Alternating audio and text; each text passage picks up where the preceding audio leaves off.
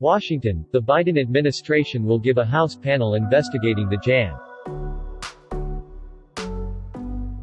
6 insurrection at the U.S. Capitol access to some requested documents, but former President Donald Trump vowed to assert executive privilege and take all necessary steps to defend the office of the presidency.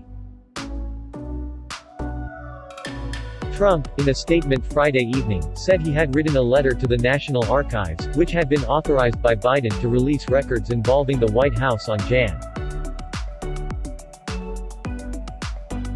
6. The statement and the letter were a strong indication that a legal showdown between Trump and President Joe Biden is all but certain. In the statement, the former president called the House investigation another attempt by Democrats to use Congress to persecute their political opponents. White House Press Secretary Jen Psaki said earlier Friday that Biden wants to ensure that something like the Capitol riot never happens again, which is why the administration is cooperating with ongoing investigations. As a part of this process, the president has determined that an assertion of executive privilege is not warranted for the first set of documents from the Trump White House that had been provided to us by the National Archives, Psaki said. She said the decision is just for the first set of documents, and we will evaluate questions of privilege on a case-by-case basis.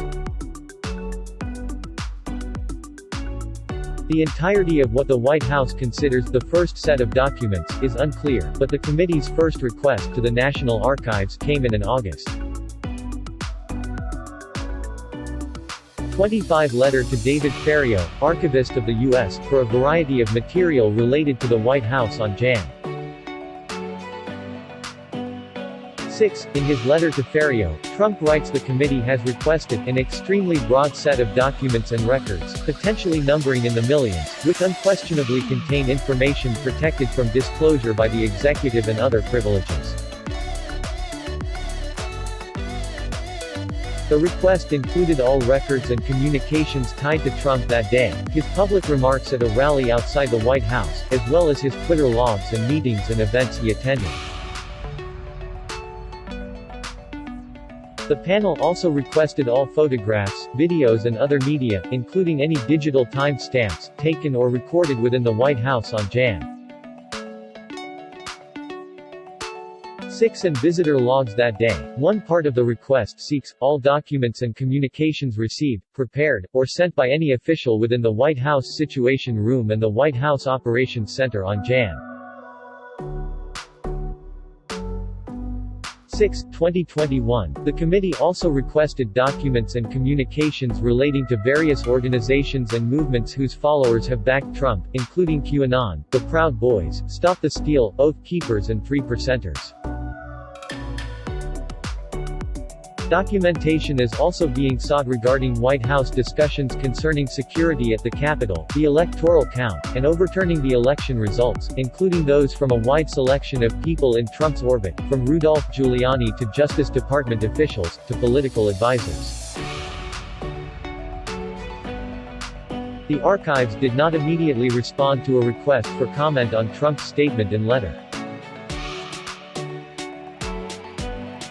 The news came as impending legal clashes between Trump and the House Select Committee were coming closer to reality. Steve Bannon, who served as Trump's chief strategist and senior advisor, is refusing to cooperate with the House panel, and he's doing so at the former president's request. Bannon's lawyer confirmed to the committee that Trump's counsel instructed him not to comply with assert. 23 subpoena that demanded he produce documents by October 7 and then appear for a deposition on October 14. It is therefore clear to us that since the executive privileges belong to President Trump, and he has, through his counsel, announced his intention to assert those executive privileges, Bannon must accept his direction and honor his invocation of executive privilege, the lawyer, Robert Costello, wrote to the committee.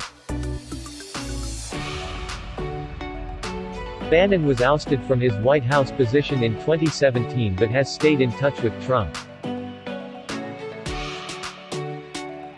The subpoena letter to Bannon describes him as being with Trump allies on January 5 at the Willard Hotel, about a block from the White House, and says that he has been quoted as remarking, "All hell is going to break loose tomorrow."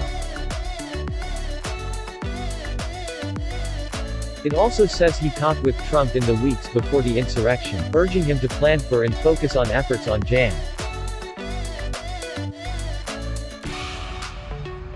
6. Bannon is among 4 former Trump aides who were ordered to comply with subpoenas demanding that they produce emails, telephone records and other documents by this week and testify next week.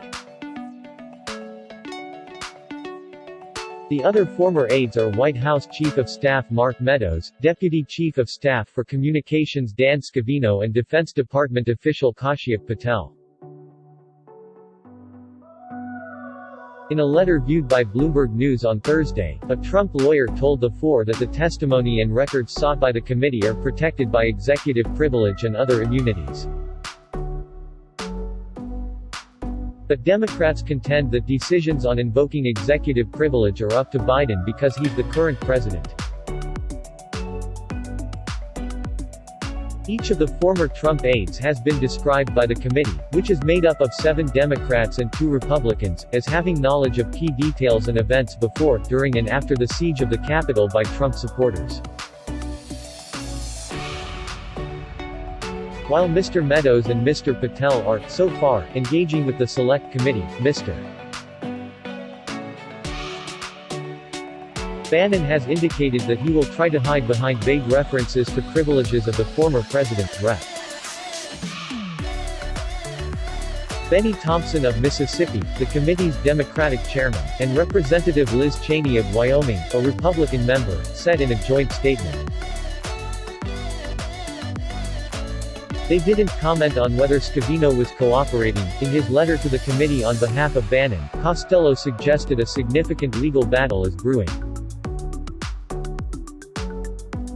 We will comply with the direction of the courts, when or if they rule on those claims of both executive and attorney-client privileges, he wrote to the Jan.